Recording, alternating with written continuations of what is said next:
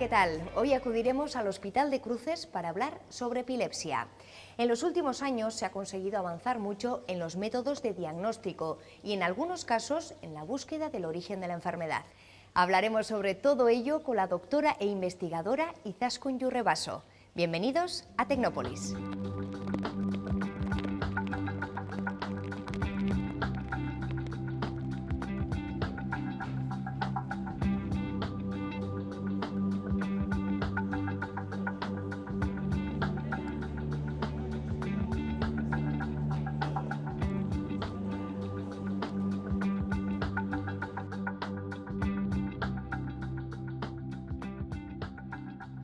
Bueno, Izaskun, neurofisiologia saileko burua zarazu, baita ikerketa taldeko burua ere, Biocrucesen, ezta? Eta gainera epilepsian aditua. Guk filmetan askotan ikusi dugu epilepsiak sortzen dituen krisi horien irudiak, bai? Baina fikzioa zaratago jakin badakigu epilepsiak krisi mota asko sortzen dituela, eta hortaz esan dezakegu epilepsia mota asko daudela. Hori da, bueno, krisi epileptikoen mota asko. Epilepsia gaixotasun kroniko bat da, eta dauz semiologia ugari, eta dauz modu desberdinetako krisiak. Famatuenak dira filmetan agertzen direnak, eta horrek normalean dira toniko-kloniko generalizadak. Zer dira hori? Hori pazientea edo pertsona hasten da mugimendu gero eta handiagoak, jausten da lurrera, konorte barik eta hori. Baina hori da, zuk esan dozuna, filmetan agertzen direna eta da krisi epileptiko mota bat. Baina badauz, edo 1000 posibilidade. Sensitibo sintomakoak, igual parestesiak igertzen da bena, edo geratzen dala konorte barik, jaiztitzen da konortea, edo bebai begietako mugimendu txikiak. Izan lehi, orokorrean daukagu bi desberdinak, bata generalizadak eta beste batak fokalak. Fokaletan daukagu simpleak, konortea ikutu barik, ikutzen ez danean, eta mugitzen da adibidez, edo eskua, edo atxamarra, edo besoa, edo zen gauza, edo sentitzen dozu parestesia bat, baina konortea edo hemen urdaian zehozera arraroa sortzen danean. Baina gauza bortitz bat izan gabe eta konortea galdu gabe. Hori da, edo jeitzi barik. Eta gero dau krisi partzialak, fokalak, komplejak, konortea jeitziten danean. Eta hori oso tipika da automatismoak. Pazientea hasten da holan hau egiten, edo honelako gauzak, bai, edo holan, edo egiten. Baina txikiak izango balira bezala, ez? Bai, baina krisia da. Eta hori elektroencefalograma egiten dugunean momentu horretan, ikusi dakogu bideoan hori mugimenduak edo hori, eta zelan lobulo temporalean, honek tipikak dira lobulo temporalak, ikusten dela zelan dago aktibidad epilektika.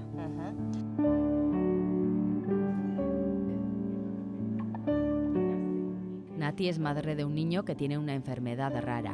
Además, John también tiene epilepsia. Bueno, Nati, ¿tu hijo John es epiléptico? Sí. ¿Cuándo tuvo su primera crisis? Pues tendría como un añito o así y bueno, no sabíamos que eran crisis, o sea, de repente él te ponías a su altura, le empezabas a hablar y hacía un gesto así con la mirada que a nosotros hasta nos hacía gracia, porque decíamos... Los ojos, era sí, un parpadeo. Era como, qué pesada, y nosotros decíamos, oye, mira lo que ha hecho, tal. Y luego, claro, ya cuando lo va repitiendo, ya no te hace gracia, ya dices, empezaste a identificar que ahí había algo aquí raro, hay algo ¿no? raro. Y fuimos a la neuróloga y dijo, uy, pues pueden ser crisis, no sé, vamos a ir vigilándolo y esto. Ella dijo, pues para bajar hacen un electro de urgencia y el recuerdo que tengo es de encontrarme en una sala con mi hijo en brazos, con todos los cables, que antes era diferente, le iban pegando como los cablecitos en la cabeza. Y ven a venir médicos y bombonas de oxígeno y mascarillas y todo. y él pues totalmente dormido en mis brazos.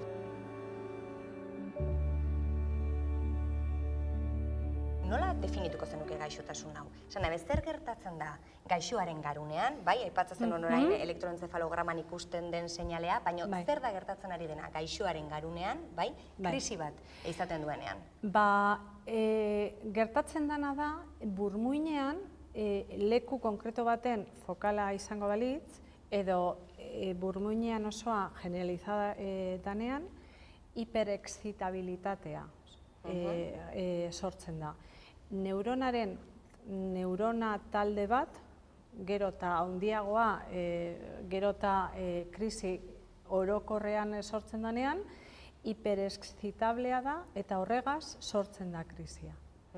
Krisi mota ezberdinak daudela esan dugu, eta hortaz pentsatzen dugu krisi horien jatorriak ere oso desberdinak izango direla beraien artean, ezta? Adibideren bat jar dezakegu, zerk eragiten duen kasuan kasu epilepsia?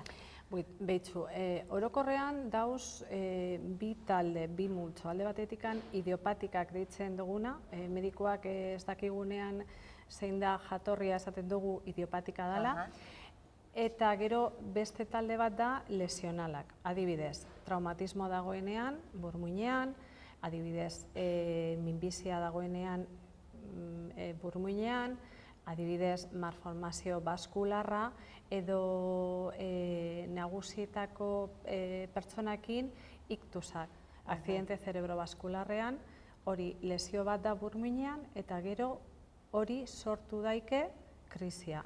Osea, lesio baten ondorioz, sortzen diren hiperexcitabilidade egoerak dira. Hori da, baina dau beste kasutan egiten duguna resonantzia edo froga estruktural batez eta ez dago lesioirik.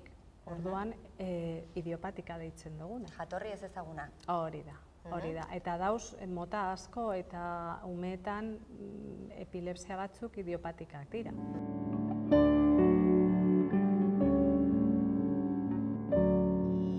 De alguna manera, bueno, ¿sabéis qué tipo de epilepsia tiene? ¿Han conseguido hacerle el diagnóstico?